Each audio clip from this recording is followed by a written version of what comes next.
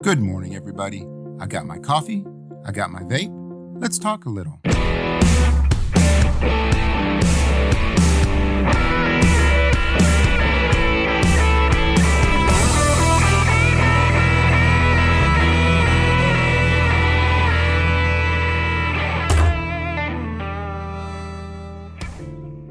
Today I want to talk about something that means a whole lot to me. It's been a driving force in my life for quite a few years, and that is passion. But before we get started on that, I got to wake up my brain because I don't have much passion for anything till I have my first cup of coffee.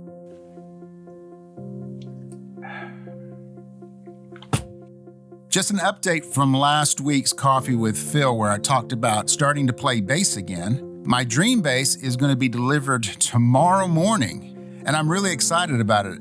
I decided to get the 6-string, but not a fretless version. I realized that the dream was actually having the 6-string. It would be nice to have a fretless. I would really love it, but I don't need it to be a 6-string, and I definitely don't need it to be my work bass, because you're somewhat limited on the sounds that you can get when you have a fretless. I'm excited. I am just over the top excited. And that kind of leads into this discussion. I'm going to kind of run down my journey to figuring out exactly what passion is and where it comes from. In my opinion, it's not where you think. It's not where you've been told. It's not what I thought. And I've been pursuing passion for a long time. So let's start off with letting you know that when I was little, I was a geeky kid and I was not good at anything. I loved a lot of things. I had fun with a lot of things. I've had music in me as long as I can remember, but it didn't become a passion until I was probably about 15 or 16 years old. That's when I started listening to music all the time, and not just music, because I listened to music my whole entire life. We always had the radio going, or my dad had recordings of really cool music. But I was listening to specific music, including bass players that I really connected with. I was practicing. Now, I wasn't practicing it as much as I should have been, but all the same, I was learning songs. I was starting to gig, and I was playing cover tunes.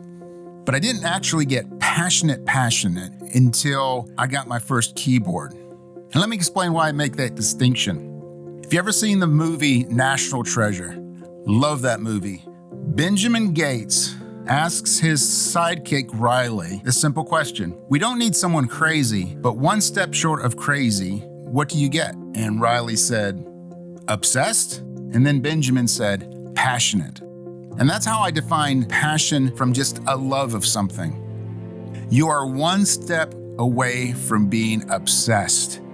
You don't mind doing anything it takes. You think about it all the time. You're talking about it. You're seeing things related to it. In my mind, that's how you can tell that you have a passion. When I got my first Poly 6 synthesizer keyboard, I would shut myself in my room and I would just compose for hours and hours, playing this annoying music that other people couldn't stand. Just a side note, a couple of years later, I started hearing the same kind of music on the radio, and it was called New Age music. But anyway, I had tape players, and I was recording back and forth, doing multi-tracks, all kinds of stuff, but I was doing this all the time. When I wasn't there, I was thinking about what I'd been composing. I couldn't wait to get back to that keyboard. And so I discovered that music was my passion. And you know what? I followed that for the rest of my life. Music was my passion. I enjoyed other things, but music was that obsession passion. And that helped me to become somewhat successful at it and just really enjoy it. It led me to some amazing people that I could enjoy it with. And then, as I said in the last Coffee with Phil, I wasn't able to do it anymore. For a while, I didn't have a passion. I didn't feel like I had anything to be passionate about. But you know what? That kind of changed. And it's been really evident lately. It took me a while so that I was healthy enough to start to do anything, really. I mean, I was doing reselling because it was something I could do when I was able to. I could put a couple of hours into it. I could put 5 minutes into it. I could put in a day or two a week. And yeah, I wasn't bringing in big money, but I was still able to contribute and I was able to do something. It hasn't been till fairly recently when I got into YouTube, started making videos, started taking pictures. I found myself just absorbed in those things. I guess the first one was taking pictures. My sister Teresa let me borrow her semi-professional camera because I was taking crappy pictures for my eBay listings. And I started getting into how I could take pictures the best quality. I started learning about the camera. I started learning about all aspects of photography. I started learning about editing software. I just got obsessed with that process. Before I knew it, I had accidentally become a photographer. And then I started getting into nature, started going to the mountains, started taking pictures of what I saw, started watching YouTube videos and blogs and all kinds of stuff about photography. And then when I got into the YouTube and I started editing video, I did the same thing. I just got immersed in editing video, how to do the software, how to get out of it what I really wanted to. Watching videos of people that were cinematographers, say that one 10 times real fast, that were producing quality material that I don't think I would ever actually want to do. I just wanted to learn how to do it. I got the passion of that. One thing led into the other, and I discovered that I kept doing this. I kept jumping into things and getting passionate about them. I got passionate about logos, making logos and learning the software and being creative. I was really enjoying the creativity. And that's what I was actually kind of passionate about, was the creativity of these things. But they were scratching that passion itch. I got another itch. It's for coffee. I'm gonna scratch it.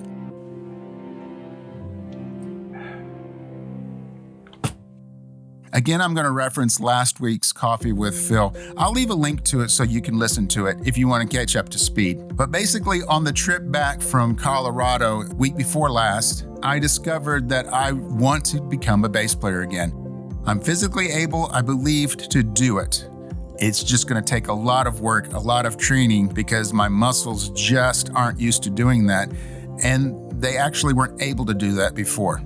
So now I have a passion for that again, which is awesome because that was my first passion.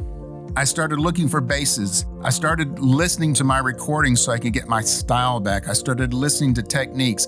I've enrolled in an amazing online bass university, and I'm dreaming about it. And I'm imagining playing all these different things and getting back into music. People that I'm going to be meeting, the people that I've met before, and old friends that I get to play with again. So Phil, what does this have to do with anything? Well, I'm going to tell you. I started thinking, it's kind of odd that I've gotten just as passionate about so many different things lately. Is it because I'm a schizophrenic? I don't think so, and neither do the rest of the voices in my head. Bad joke, sorry. I started thinking about the passion. I started thinking about what society classifies as passion. Find your passion, find your dream job, find that one thing that you can be really passionate about. And I got to thinking, well, if I've got all these things that I've gotten really, really passionate about, maybe the things aren't where the passion is. Just maybe the passion is coming from inside of me. And these things aren't the passion, but they are things that I can do to express the passion to the best I can. My music, I wasn't passionate about it at first. I enjoyed it. I put in the work. But when it got to the point where I was actually able to be creative, I was actually able to express my soul, then it became a passion. The more that I was able to express, the more and more I wanted to get better at that art, to be able to communicate that passion. The thing is with passion, it's like a raging fire. If you add any kind of fuel or any kind of oxygen to it, there's not a whole lot you have to do. The more you feed that fire, the greater and the hotter that fire is going to be. That's the best explanation of passion that I could think of. Pretty heavy stuff. I think I need another sip of coffee to contemplate that.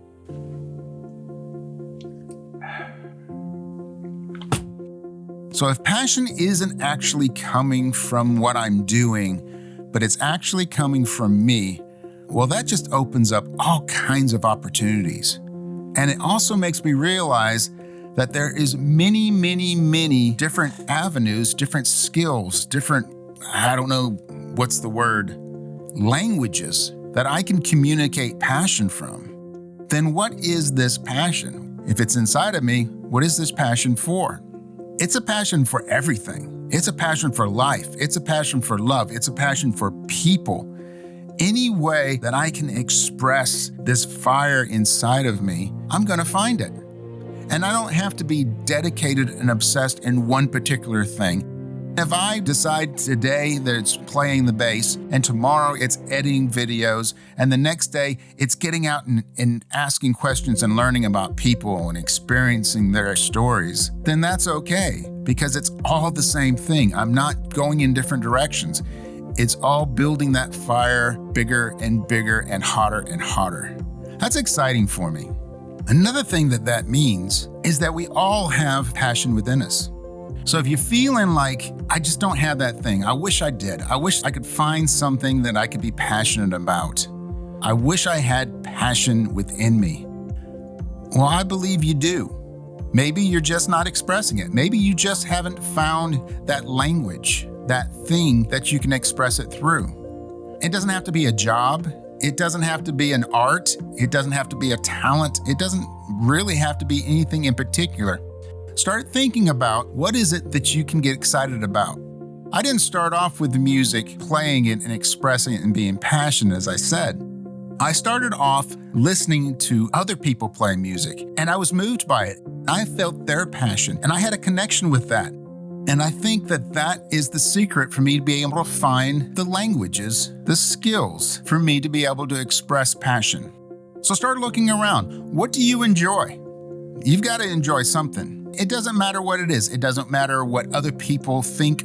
If it's something that you enjoy seeing or listening, watching, experiencing somebody else do it, then that just might be your language. It's going to take a little while for you to be able to develop that language and to be able to develop the ability to express it. But I think it's worth the time to put into it.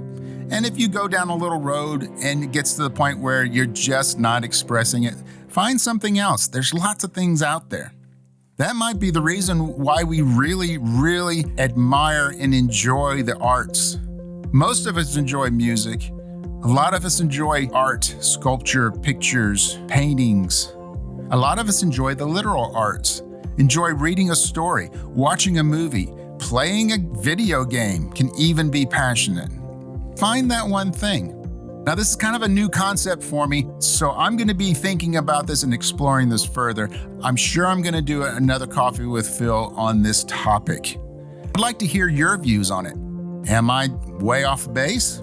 Have you experienced this yourself? What are your ideas and thoughts on it? How do you express passion? Thinking about passion as coming from within instead of needing something else to grow that passion, how does that make you feel? For me, it makes me feel powerful.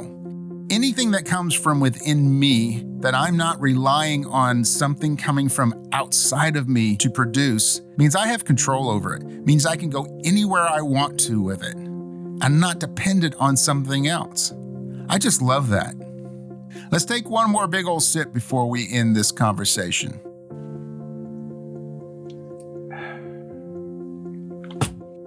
So it looks like this is going to be a little bit of a short one. I hope you've enjoyed it. If you're new to the channel, please look around. I've got tons of videos, got tons of Coffees with Phil. I hope you find something you enjoy. If you do, please consider hitting the like button and maybe sharing this with other people. I really appreciate it. Also, if you're not subscribed to my channel, subscribe. Why not? You can always unsubscribe and hit that little ringy-dingy thing so that you're notified every time I make a video. Also, join the conversation. Leave a comment. Let me know what you think about this topic or just anything in general. Let's start a conversation. And as always, no matter what tune that life plays you, always find your groove. I appreciate you being here so I don't have to talk to myself and drink coffee alone, and I'll see you next week.